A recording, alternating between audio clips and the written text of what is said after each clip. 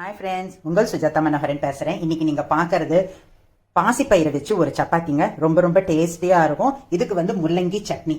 முள்ளங்கி சட்னியா அப்படிங்கிறீங்களா? இது முள்ளங்கி சட்னி சொன்னாதாங்க தெரியும். அந்த ஃப்ளேவர் அப்படி இருக்கும், டேஸ்டியா.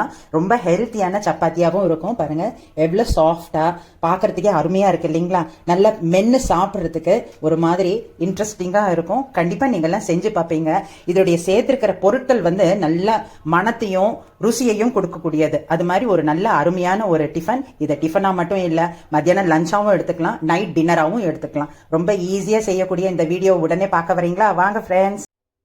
ஹாய் ஃப்ரெண்ட்ஸ், இன்னைக்கு நல்ல ஒரு இன்ட்ரெஸ்டிங்கான டிஃபன் நம்ம பார்க்க போறோம். சப்பாத்தினாவே எல்லாருக்குமே ரொம்ப ரொம்ப பிடிக்கும். ஆனா இது வந்து இன்னும் கொஞ்சம் ஹெல்த்தியா நம்ம செஞ்சு கொடுக்க போறோம். இப்ப பாருங்க, பாசிப்பருப்பு இதை வந்து நான் ஊற வச்சிருக்கேன். அரை மணி நேரம் தான் ஊற வச்சிருக்காங்க. சிறுபருப்பு நல்லா சூப்பரா ஊறி இருக்கு. அரை மணி நேரம் ஊறினா போதும். இது வந்து ரொம்ப நேரம் ஊற வச்சோம் அப்படின்னா இதனுடைய சத்துக்கள் வந்து பாருங்க அப்படியே கிள்ளு படுது, பாத்தீங்களா? சத்துக்கள் வந்து தண்ணியில வீணா போகும். அதனால அரை மணி நேரம் ஊற வச்சா போதும். இப்ப இந்த பாசிப்பருப்பு வடிக வச்சு வச்சிருக்கேன். இப்ப நான் கோதுமை மாவு 2 கப் அளவுக்கு எடுத்திருக்கேன். இப்ப இது வந்து 4 பேர் தாராளமா சாப்பிடலாங்க. இப்ப இந்த பாசிப்பருப்பு ஊற வச்சது நான் இதுல சேர்த்துக்கிறேன். இது வந்து 1/2 கப் எடுத்திருக்கேன். நான் செய்யறது பாருங்க, பார்த்துட்டு உங்களுக்கு வேணும்னா பாசிப்பருப்பு இதே அளவும் போடலாம், கம்மியாகவும் போட்டுக்கலாம். ஏன்னா இந்த அளவு போட்டோம் அப்படின்னா உடம்புக்கு நல்லது. இப்ப இதுக்கு தேவையான அளவு உப்பு, முதல்ல உப்பு போட்டுடுங்க. ஏன்னா நம்ம சேர்க்கிற மற்ற விஷயங்கள் வந்து நிறைய இருக்கிறதால இது வந்து நமக்கு மறந்து போயிடும். உப்பை மறந்துடுவோம் நம்ம, அது மாதிரி நேர்றது உண்டு. இப்ப இதுக்கு பெருங்காயத்தூள். பெருங்காயத்தூள் ரொம்ப ரொம்ப நல்லது இல்லைங்களா? கண்டிப்பா அது சேர்க்கணும். நல்ல ஒரு வாசனையா சூப்பரா இருக்கும். மஞ்சத்தூள் 2 சிட்டிகை. இதுல இன்னொரு நல்ல ஒரு இன்ட்ரெஸ்டிங்கான டிஷ்ஷுங்க இது. அதனால இது இன்ட்ரெஸ்டிங்கான மசாலாஸும் சேர்த்து இதுல வந்து சாட் மசாலா கொஞ்சம் ஒரு 1/4 ஸ்பூனை விட கம்மி போட்டிருக்கேன். இதுல வந்து உங்களுக்கு ஒரு டிப் சொல்றேன் பாருங்க. இப்ப வந்து ஃப்ரிட்ஜ்ல இது மாதிரி டப்பாஸ் நிறைய வைக்கும்போது, பாக்ஸஸ் வைக்கும்போது நமக்கு கன்ஃபியூஷன் வரும். எந்த பொடி எது அப்படின்னு சொல்லிட்டு சில சமயம் நமக்கு யோசனை வராது. மூக்குல வாசனை பிடிச்சோம் அப்படின்னா சில சமயம் இந்த வாசனை மூக்கு கேறி தும்மல் வர ஆரம்பிச்சிடும், நமக்கு திணறிடுவோம். அப்ப அது மாதிரி இருக்கிற டைம்ல இது மாதிரி கட் பண்ணி நம்ம இதுக்குள்ள போட்டு வச்சிடலாம், இல்ல மேல ஒட்டி வச்சிடலாம். அது மாதிரி செஞ்சுக்கலாம். இது வந்து ஜீரகத்தூள். ஜீரகத்தூள் வந்து நான் மூடி மேலேயே எழுதி வச்சிடுவேன். இது இந்த சின்ன பாக்ஸுங்கிறதால நான் இதுக்குள்ள போடுறது இல்ல. ஜீரகத்தூள் வந்து இது மேல நான் எழுதி வச்சிடுவேன், மூடி மேல எழுதி வச்சிடுவேன். இது ஒரு 1/4 ஸ்பூன். வரமிளகாத்தூள் நமக்கு எல்லாருக்குமே தெரியும், பார்த்ததுமே கண்டுபிடிச்சிடுவோம். நீங்க வித்தியாசமா வச்சுக்கிட்டு இருந்தீங்கன்னா பேர் எழுதி வச்சிடுங்க. இப்ப வந்து இதுக்கு காரத்துக்கு மிளகாத்தூள். அப்புறம் இது வந்து நல்ல வாசனையா இருக்கணுங்கிற இந்த சாமான்லாம் சேர்த்துருக்கோம் இல்லையா? அதோட இதையும் நம்ம சேர்த்துக்கலாங்க. ஓமம். இது வந்து ஒரு 2 சிட்டிகை அளவுக்கு, இன்னும் கொஞ்சம் கம்மியா தான், 2 சிட்டிகை அளவு, 1.5 சிட்டிகை அளவு நான் சேர்த்திருக்கேன். இது மாதிரி தேய்ச்சிட்டு போடுங்க, நல்லா வாசனையா இருக்கும். இப்போ இதுக்கு வந்து கஸ்தூரி மேத்தி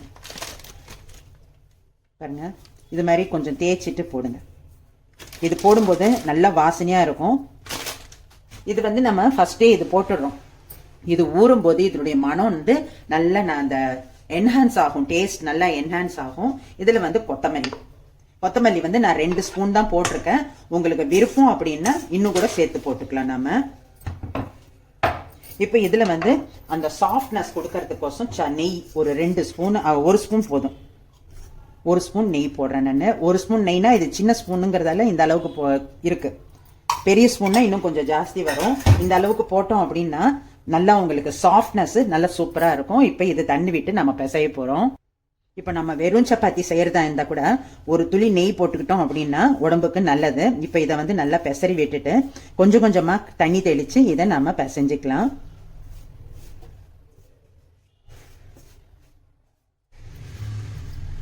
நல்ல ஒரு டேஸ்டி, ஹெல்த்தி, ரொம்ப நல்லது உடம்புக்கு. இது பாசிப்பருப்பு வந்து நமக்கு உடம்பு ஹீட்டை குறைக்கும். நிறைய சத்துக்கள் இருக்கு இதுல. இப்ப பாருங்க, அமாவாசை அன்னைக்கு நாம அந்த பாயாசம் செய்யறதோட சரி, மற்றபடி நாம பெருசா பாசிப்பருப்பு யூஸ் பண்றது இல்ல. இது மாதிரி சேர்த்துக்கிட்டோம் அப்படின்னா உடம்புக்கு ரொம்ப ரொம்ப நல்லது. இந்த வெண்பொங்கல், அந்த கீரை பருப்புன்னா என்னைக்காவது ஒரு நாளைக்கு அதை கொஞ்சம் போடுவோம். இப்ப நம்ம இது மாதிரி தண்ணி தெளிச்சு இதை பிசைஞ்சு ரெடி பண்ணிக்கலாம். இப்போ பாருங்க ஃப்ரெண்ட்ஸ், இது மாதிரி நம்ம பிசைஞ்சு வச்சுக்கணும். இப்போ இதில் வந்து லாஸ்ட்ல ஃபினிஷிங் டச்சா ஒரு 1/2 ஸ்பூன் அளவுக்கு எண்ணெய். இதை போட்டு ஜஸ்ட் நம்ம உருட்டி வச்சா கூட போதும்.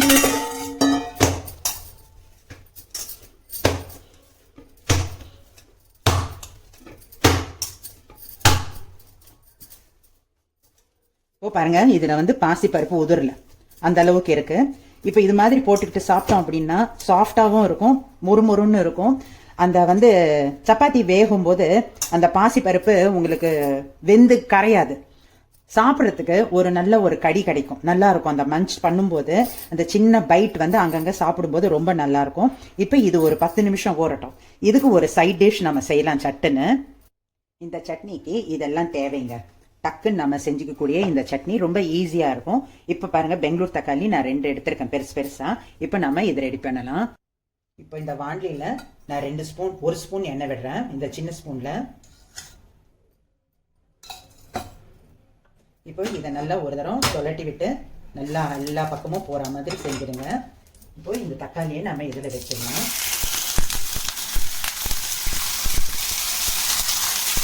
இப்போ ஒரு பச்சை மிளகாய், ஒரு 5-6 பல்லு பூண்டு, இதை நம்ம இதில் போட்டு இதை ரோஸ்ட் ஆகட்டும். இதை மூடி வைக்கலாம் நம்ம. இப்போ இதை அனல் போடக்கூடாது, இதுக்கு சிம்மில் தான் செய்யணும். நானும் சிம்மில் தான் வச்சுருக்கேன். இப்போ இது அப்படியே வேகட்டும்.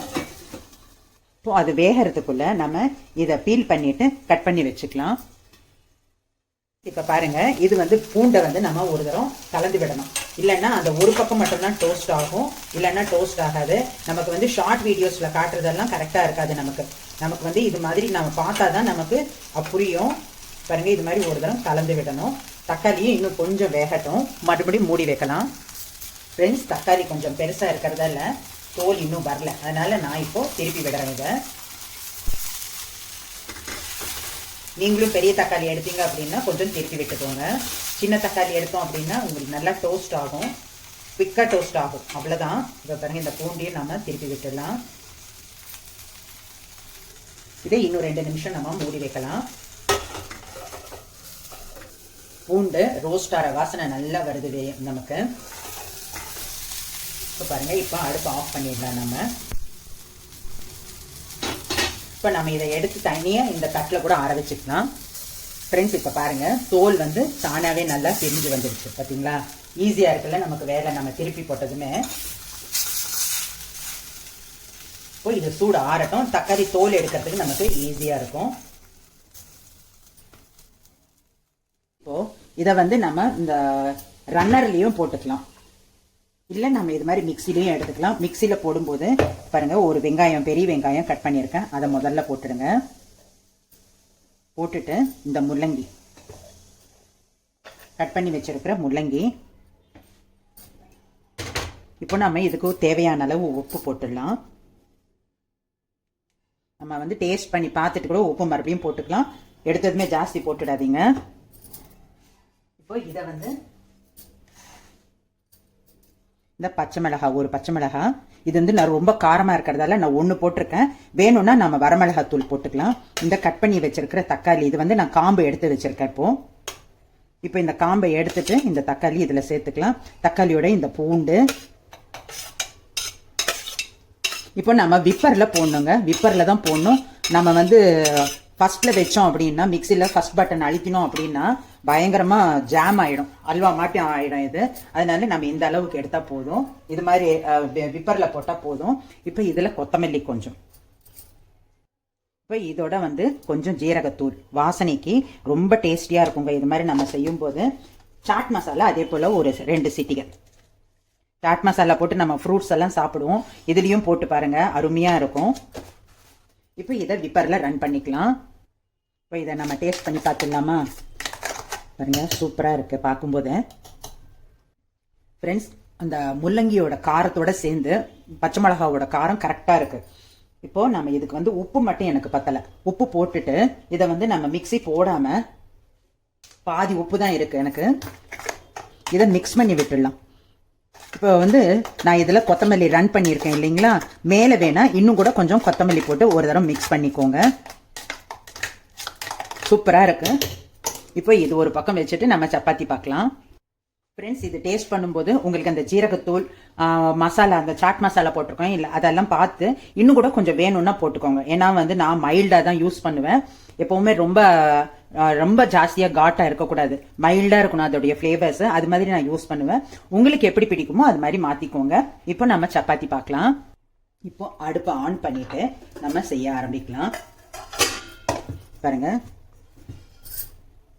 நமக்கு எந்த அளவுக்கு வேணுமோ அந்த அளவுக்கு நம்ம மாவு எடுத்துக்கலாம். இப்போ மாவு தொட்டுட்டு நம்ம சப்பாத்தி தேய்ச்சிக்கலாம். இப்போ நார்மலா நம்ம சப்பாத்தி எப்பவும் இடுறா போல நம்ம இதை இட்டுக்கலாம்.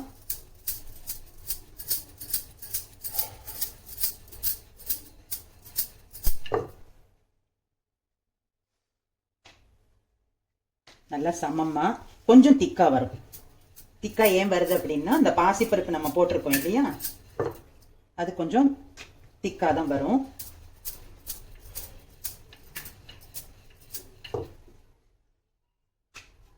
பாருங்க எவ்வளவு அழகா இட முடியுது. இப்ப தோசைக்கல் சூடாகட்டும். இப்போ தோசைக்கல் சூடாயிடுச்சான்னு டெஸ்ட் பண்ணிக்கோங்க. இப்போ டேஸ்ட் நல்லா சூடாயிருக்கு. இப்போ வந்து நம்ம அந்த அனல் வந்து அப்படியே ஃபுல்லாக இருக்கக்கூடாது. எப்பவும் அனல் வந்து ஒரு நூல் கம்மி பண்ணிக்கோங்க. இப்போ வந்து நம்ம சப்பாத்தியை இதில் போட்டுக்கலாம். இப்போ இது வந்து ஒரு நிமிஷம் சூடாகணும். சூடாகி லேசாக சூடு ஆனப்புறம் நம்ம இது திருப்பி விடலாம். இப்போ பாருங்க ஃப்ரெண்ட்ஸ், அந்த லைட்டாக அந்த கலர் சேஞ்ச் ஆகிறது நமக்கு தெரியும். ஃபர்ஸ்ட் சப்பாத்திங்கிறதால கையால் திருப்ப முடியாது. இப்போ நம்ம இதை இப்படி திருப்பி விடலாம். அனல் வந்து மீடியம்ல தான் இருக்கு. இப்போ இது கொஞ்சம் டோஸ்ட் ஆகட்டும். இப்போ பாருங்க, இது அப்படியே சுடல ஆரம்பிக்கும். ஃபர்ஸ்ட் சப்பாத்தி மட்டும் உங்களுக்கு கொஞ்சம் டிஸ்டர்ப் பண்ணும். இப்போ நாம வந்து சுக்காவா வேணும் அப்படின்னா, எண்ணெயே இல்லாம வேணும் அப்படின்னா, ஒரு சின்ன டவல் வந்து மடிச்சு வச்சுக்கிட்டு, ஒரு துணியோ டவலோ ஏதாவது மடிச்சு வச்சுக்கிட்டு இது மேல இப்படியே நம்ம அழுத்தம் கொடுத்தோம் அப்படின்னா நல்லா அழகா பொங்கும் உங்களுக்கு. அது வந்து நம்ம பழக்கத்துல தான் வரும். அது மாதிரி செஞ்சுக்கிட்டே இருந்தோம் அப்படின்னா அழகா வரும். இப்ப நான் இது வந்து நார்த் இந்தியன் பீப்புளா இருந்தா அப்படி அது மாதிரி அவங்களுக்கு செஞ்சு செஞ்சு பழக்கங்கிறதால செஞ்சுக்கிட்டே இருப்பாங்க. அதனால கரெக்டா வந்துடும். நமக்கு வந்து அந்த அளவுக்கு இருக்காது, பழக்கம் இருக்காது. இப்ப பாருங்க, இதுல கொஞ்சமா எண்ணெய். இந்த எண்ணெய்க்கு பதில நீங்க நெய் யூஸ் பண்ணலாம், வெண்ணெய் யூஸ் பண்ணலாம், அவங்கவுங்க விருப்பம். இப்ப இது கூட நான் வந்து ரொம்ப கம்மியா தான் எண்ணெய் விட்டுருக்கேன். உங்களுக்கு வேணும் அப்படின்னா இன்னும் கூட ஜாஸ்தி விட்டுக்கோங்க. ஏன்னா இதுவே போதுமானதா இருக்கும். ஒரு நாளைக்கு ஒரு மனுஷனுக்கு வந்து 2 ஸ்பூன் எண்ணெய் இருந்தா போதும் அப்படிங்கிறாங்க. நாம யூஸ் பண்றதுக்கு ரொம்ப ஜாஸ்தி.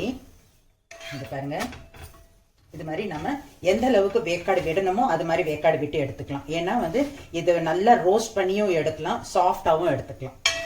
பாருங்க, இந்த பாசிப்பருப்பு நல்லா சாஃப்டா சாப்பிட்றதுக்கு ஒரு நல்ல கடி நல்லா இருக்கும். உங்களுக்கு வெந்திருக்குமா அப்படின்னு பயப்படவே வேண்டிய அவசியம் இல்லை. நம்ம ஒரு நூல் வேக விட்டு போடலாமா அப்படின்னு சொல்லிட்டு ட்ரை பண்ணிடாதீங்க ஃப்ரெண்ட்ஸ். அப்படி ட்ரை பண்ணி பருப்பு வந்து உங்களுக்கு அப்படியே ஒரு மாதிரி ஸ்மாஷ் ஆகி இதுல பிசைய முடியாது உங்களுக்கு. பாருங்க, இல்ல வெந்நீர்ல போட்டு எடுத்ததுமே அந்த தண்ணி கொதி வருது இல்லையா, அந்த டைம்ல போட்டு எடுத்து உடனே அதை வடிய விட்டுடுங்க. வடிய விட்டுட்டு அப்படி வேணாலும் நீங்க போட்டு பாருங்க. இது வந்து ஜஸ்ட் ஒரு ஐடியா தான். நான் ட்ரை பண்ணலப்பா, ட்ரை பண்ணல இது வரைக்கும். அதை நான் உங்ககிட்ட ஷேர் பண்ணிக்கிறேன். இப்ப பாருங்க, இது ரெடி ஆயிடுச்சு. இது வந்து சாஃப்டாவும் இருக்கும், அதே போல முறுமுறுன்னு சொல்லிட்டு நல்லாவும் இருக்கும். இப்போ அடுத்தது நம்ம இதுல டோஸ்ட் பண்ணி எடுத்துக்கலாம். இது வந்து உங்களுக்கு அன்ஷேப்பா வருங்கிற பயமே இருக்காதுங்க. ஈஸியா நம்ம செய்யலாம். ஃப்ரெண்ட்ஸ், ரெடியா இருக்கு, வாங்க சாப்பிடலாம். இப்போ வந்து இது முளைக்கட்டிய சுண்டல், இது வந்து வாழைத்தண்டு தயிர் பச்சடி, இது வந்து இது மாதிரி இப்போ நம்ம செஞ்ச முள்ளங்கி சட்னி, இது மாதிரி வெஜிடபிள்ஸ் நிறைய இருக்கிற மாதிரி நீங்க ஃபுட்டை பார்த்துக்கோங்க, உடம்ப பார்த்துக்கோங்க, நல்ல ஹெல்த்தியான சாப்பாடா சாப்பிடுங்க. அதே போல காய்கறிகள் வந்து நிறைய இருக்கிற மாதிரி பார்த்துக்கோங்க. அந்த காய்கறிகளை நல்ல விதமா சமைச்சு நம்ம சாப்பிடணும். அதுவும் ஞாபகம் வச்சுக்கோங்க. ஏன்னா எப்படிலாம் நமக்கு ப்ராப்ளம்ஸ் வருதுன்னு தெரிய மாட்டேங்குது இல்லைங்களா. இப்போ வந்து நம்ம ஆரோக்கியமான உணவு சாப்பிட்டாதான் நாம ஆரோக்கியமா இருக்க முடியும். சம்பாரிச்சு வச்சா மட்டும் பார்த்தாதுங்க, அது அனுபவனிக்கணுங்க இல்லைங்களா. அதனால நல்லா ஹெல்த்தியா இருங்க ஃப்ரெண்ட்ஸ். இது மாதிரி ஹெல்த்தியான ஃபுட் சாப்பிட்டு ஹெல்த்தியா இருங்க. எல்லாரும் பார்த்துட்டு கமெண்ட் பண்ணுங்க. அந்த கமெண்ட்ஸ் தான் எனக்கு ரொம்ப ரொம்ப சந்தோஷத்தை கொடுக்கறது. நீங்க உங்களுக்கு வந்து சேர்ந்ததா, நீங்க எப்படி என்ஜாய் பண்றீங்க அப்படின்னு தெரியணுங்கிறதுக்கோசமே நான் ஒவ்வொரு தரமும் சொல்றேன். Thank you. This is from Sujatha Manoharan.